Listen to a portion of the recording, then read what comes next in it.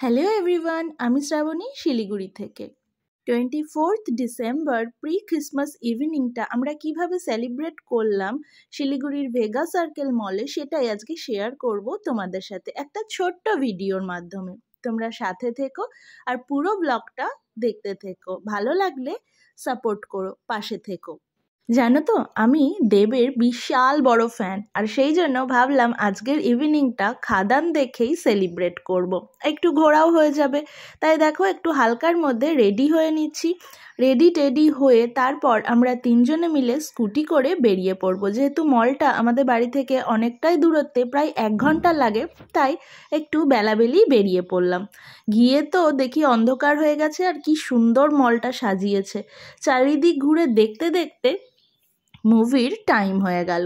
তো আমরা সোজা ওপরে চলে গেলাম আর থিয়েটারে বসে গেলাম। দিয়ে মুভিটা দারুণভাবে এনজয় করছিলাম। আমি তো মুভিটা দারুণ এনজয় করছিলাম। অ্যাকশন, রোমান্স সব কিছু মিলিয়ে দারুণ লাগছিল মুভিটা। অ্যাকশনের জন্য ছেলে মাঝে মাঝে একটু ভয় পাচ্ছিল, কিন্তু তাও বলছিল, মা সেই কিশোরী গানটা কখন হবে। আর বলতে বলতে যখন গানটা হয়ে গেল তখন বলছে, ঠিক আছে এবার বাড়ি চলো।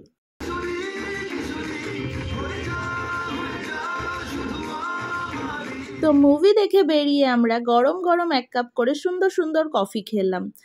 মাথাটা খুব হ্যাং হয়ে গেছিলো, সেটা কাটানোর জন্য। তারপর মলের ভেতরটা কোথায় কীরকমভাবে সাজিয়েছিল সেগুলো ঘুরে দেখছিলাম। আর আমার ছেলের মুখটা দেখো, খেলনা কিনে দিইনি বলে ওরা মুখ ভার করেছিল। তারপর অবশ্য অনেক ফটো তুলেছি, অনেক এনজয় করেছি 3 জন মিলে। তোমাদের কেমন লাগলো আমার এই ছোট্ট মিনি ব্লগটা তোমরা কমেন্টে অবশ্যই জানিও। টাটা।